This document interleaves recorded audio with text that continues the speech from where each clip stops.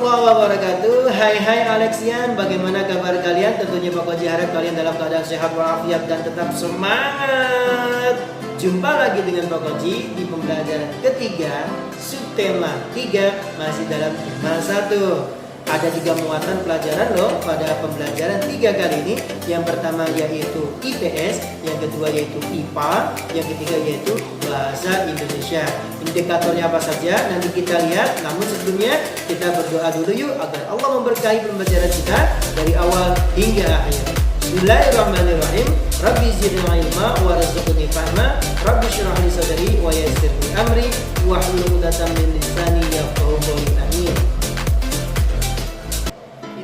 Dari 3 muatan pelajaran pada pembelajaran ketiga kali ini, yang pertama yaitu IPS, menunjukkan hewan-hewan langka yang ada di negara ASEAN. Kemudian IPA, mengidentifikasi cara pelestarian hewan dan tumbuhan. Dan yang ketiga Bahasa Indonesia, yaitu menemukan informasi dari teks tentang pelestarian hewan dan tumbuhan. Mari kita lanjut masuk ke muatan pembelajaran pertama yaitu IPS.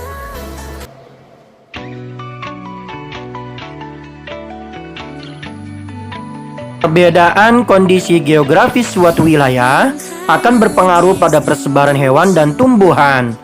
Keunikan kondisi geografis di wilayah tertentu menyebabkan adanya hewan endemik. Apa itu hewan endemik? Yaitu jenis hewan yang hanya ada di suatu wilayah tertentu dan tidak akan ditemukan di wilayah lainnya. Teks laporan berikut memuat tentang hewan-hewan endemik di Asia.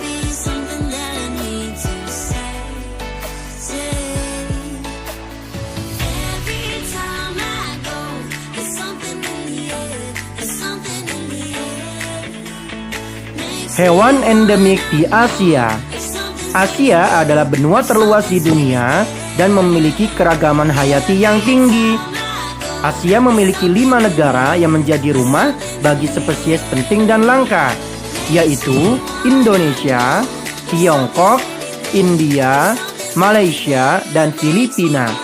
Dari tingginya keragaman hayati tersebut, terdapat beberapa hewan yang hanya ada di wilayah benua Asia dan tidak akan ditemukan di benua lainnya.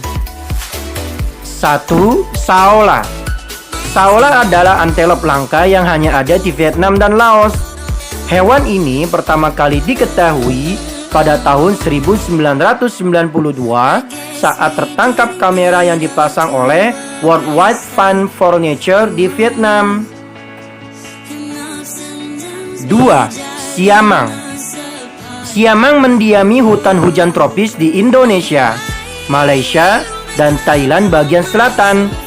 Kera berbulu hitam legam ini terlihat khas dengan kantung gular di tenggorokannya yang berfungsi untuk membuat suara siamang semakin nyaring. 3. Bekantan. Monyet dengan bulu berwarna pirang ini tersebar di seluruh hutan bakau, rawa, dan hutan pantai di Pulau Kalimantan atau Borneo. Bekantan jantan memiliki hidung mancung. Bekantan sering disebut monyet Belanda karena hidung mancungnya. 4. Orang utan. Nama orang utan berasal dari bahasa Melayu orang dan utan, yang berarti manusia hutan. Orang utan merupakan primata yang hanya ada di Asia, tepatnya di Indonesia dan Malaysia. 5. Babi rusa. Babi rusa adalah jenis babi liar yang hanya terdapat di Indonesia, yaitu sekitar Sulawesi, Pulau Togian, Malenge, Sula, Buru, dan beberapa pulau di Maluku lainnya. Babi rusa memiliki taring panjang melengkung di rahang atas dan tumbuh ke atas menembus hidungnya. 6. Anoa. Anoa merupakan hewan endemik Sulawesi, Indonesia. Tubuhnya mirip dengan kerbau berukuran kecil dan memiliki tanduk yang lurus. Mamalia bertubuh coklat kehitaman ini ditetapkan sebagai hewan yang terancam punah sejak tahun 1960 loh. 7. Yak. Yak adalah hewan ternak sejenis sapi yang hidup di wilayah Asia Tengah. Yak banyak dimanfaatkan sebagai binatang pengangkut dan penarik bajak.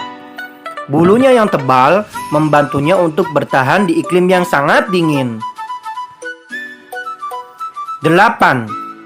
Takin. Takin termasuk hewan yang hanya ada di benua Asia. Persebarannya meliputi seluruh wilayah di selatan Himalaya. Meski terlihat seperti kerbau, sebenarnya takin lebih berkerabat dekat dengan kambing dan antelope loh. 9. Panda. Beruang berwarna hitam dan putih ini adalah hewan asli Tiongkok bagian selatan. Panda adalah hewan herbivora dengan makanan utamanya bambu. Di samping menjadi hewan yang hanya ada di Asia, panda juga merupakan hewan yang hanya ada di Tiongkok. 10. Komodo. Komodo adalah kadal terbesar di dunia dengan ukuran rata-rata 2 hingga 3 meter. Komodo juga dianggap sebagai salah satu hewan purba yang masih hidup hingga saat ini. Hewan seperti naga ini hanya hidup di Pulau Komodo, Indonesia. Setelah kalian membaca teks laporan tentang hewan endemik Asia tadi, perhatikanlah habitat hewan-hewan tersebut. Sebutkanlah hewan-hewan yang hidup di wilayah negara anggota ASEAN. Lalu, tulislah jawaban kalian pada kolom berikut.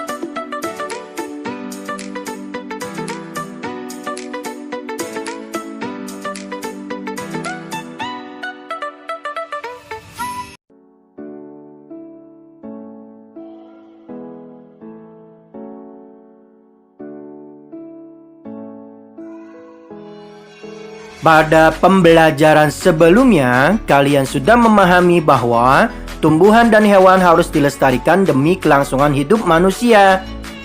Lalu, bagaimana cara melestarikan hewan dan tumbuhan ya? Cobalah kalian simak penjelasan berikut ini. Pelestarian hewan dan tumbuhan secara garis besar dapat dilakukan dengan 2 cara, yaitu pelestarian in situ dan pelestarian ex situ. 1. Pelestarian in situ. Pelestarian in situ yaitu pelestarian yang dilakukan pada tempat asli hewan atau tumbuhan tersebut berada. Contoh pelestarian in situ adalah Suaka Marga Satwa, hutan lindung, dan taman nasional. Suaka Marga Satwa merupakan kawasan yang melindungi hewan.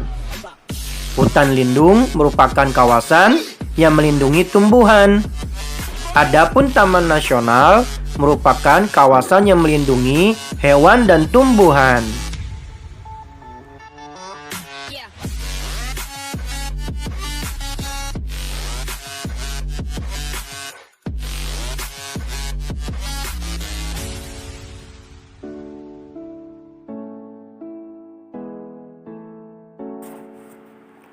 Dua, pelestarian ex situ.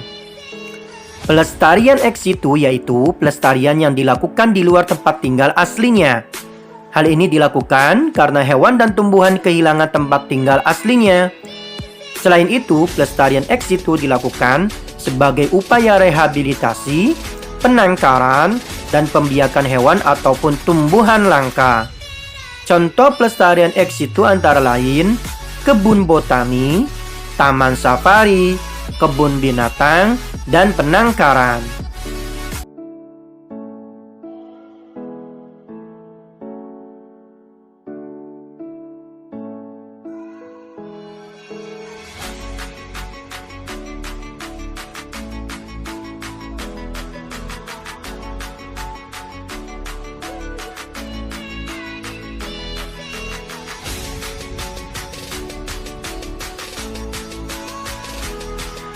Selain dengan pelestarian in situ dan ex situ, kita dapat membantu melestarikan keragaman makhluk hidup dengan cara berikut ini.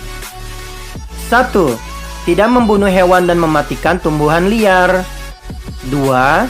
Tidak mempermainkan hewan liar dan mencabut tumbuhan langka. 3. Sewaktu bertamasya atau berkemah, tetaplah memelihara kelestarian lingkungan. tidak membawa pulang hewan dan tumbuhan langka ke rumah. 4. Tidak membuang sampah di sembarang tempat karena dapat mengganggu kesehatan hewan jika termakan hewan tersebut.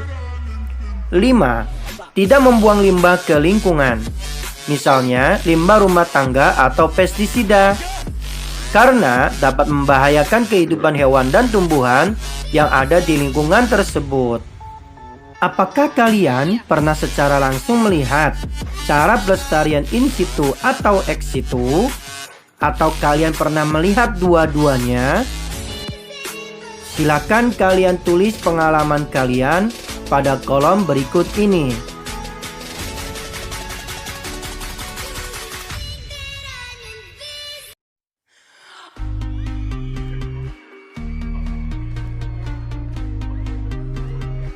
Setelah kalian membaca teks berisi penjelasan tentang cara melestarikan tumbuhan dan hewan, maka tugas kalian carilah ide pokok dari teks tersebut, lalu tulislah pada kolom di bawah ini.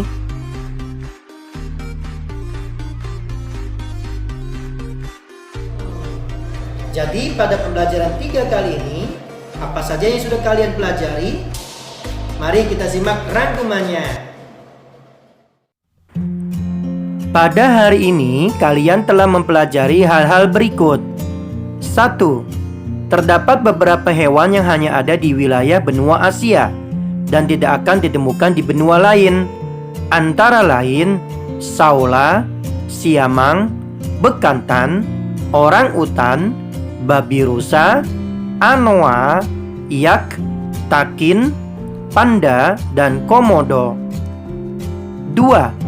Pelestarian in situ yaitu pelestarian yang dilakukan pada tempat asli hewan atau tumbuhan tersebut berada. 3. Pelestarian ex situ yaitu pelestarian yang dilakukan di luar tempat tinggal aslinya. Oke, kalau kalian sudah memahami apa yang kalian pelajari hari ini, saatnya kalian mengerjakan tugas. Mana tugasnya? Ini dia.